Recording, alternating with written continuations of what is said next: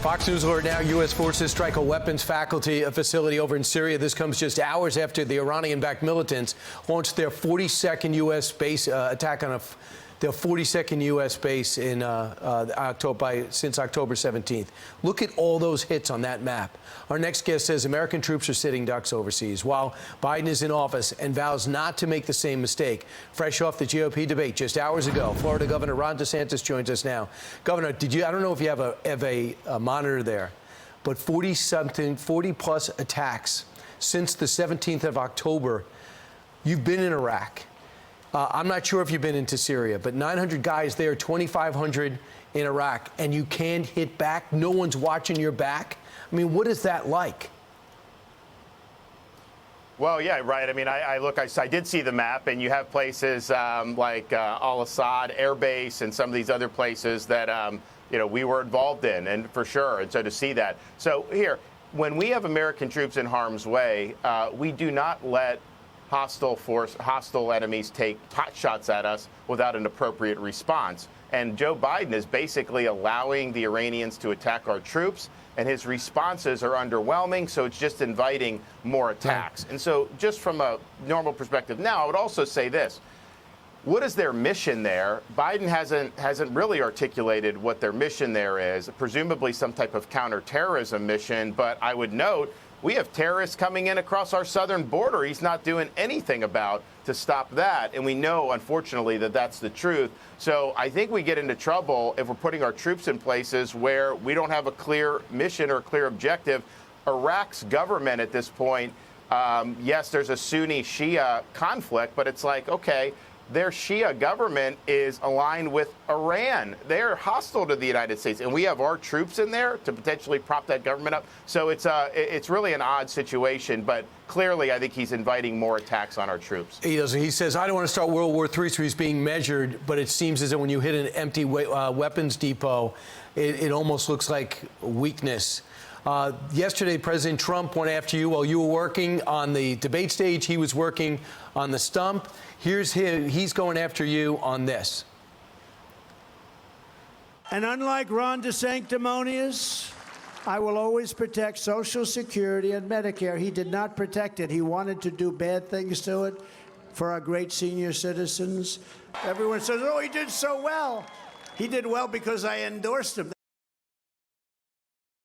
So we do have to attack entitlements. You guys did talk about that on the stage last night. What is the truth about your stance on Social Security? Well, basically, Trump is attacking me for positions that he's always held. So, for example, in 2012, against Obama, Romney, Ryan, I supported them. So did Trump. He said that their proposals were solid. So a lot of that is just opportunistic. But the idea that he is responsible for Florida's success is absurd.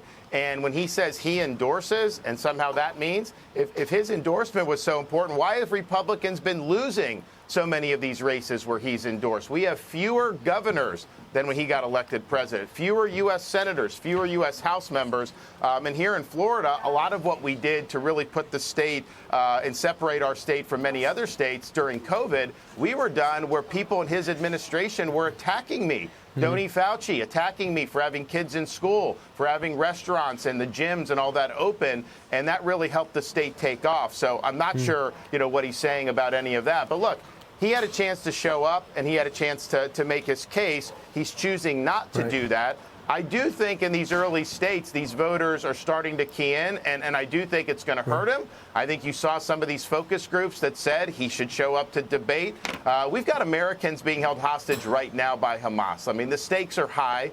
You have a responsibility to earn this nomination and also defend your record. I mean, he's running on, I saw the rally, a little bit of it, and it reminded me it's like deja vu all over again. You go back to 2016, he's saying a lot of the same things and promising a lot of the same things he didn't deliver on. Border wall built with Mexico paying for it, didn't happen. Drain the swamp, didn't happen. Reducing the debt, didn't happen. We added more. So why not get on that stage and explain and then articulate how you're going to do a better job the next time. So I think it is going to hurt him if he doesn't show up.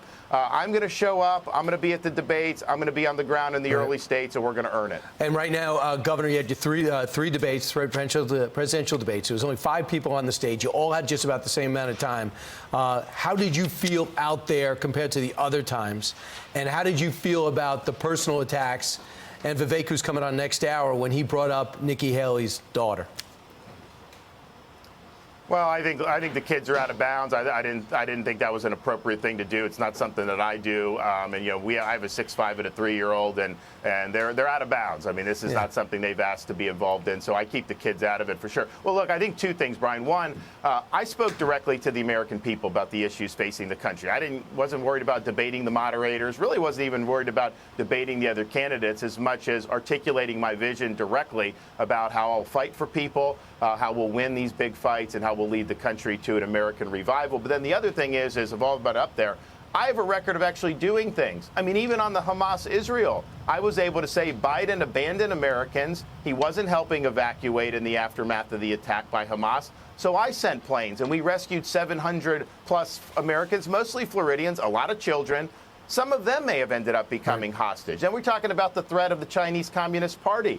I banned China from buying land in the state of Florida. We kicked them out of our universities with these things like these Confucius Institutes, which do the ideology. Gotcha. So it's not just rhetoric with me. I backed it up with actions. Ultimately, It's not just your words, it's your deeds. So people can trust me that everything I'm saying, I'm going to follow through on, because that's exactly what I've done as governor. And we'll see how many people saw on the stage next time, because the criteria is going up, up, up. Governor Ron DeSantis, thanks so much. Best of luck the rest of the way. I know you're digging in Iowa. Appreciate it. I'm Steve Ducey. I'm Brian Kilmeade. And I'm Ainsley Earhart. And click here to subscribe to the Fox News YouTube page to catch our hottest interviews and most compelling analysis.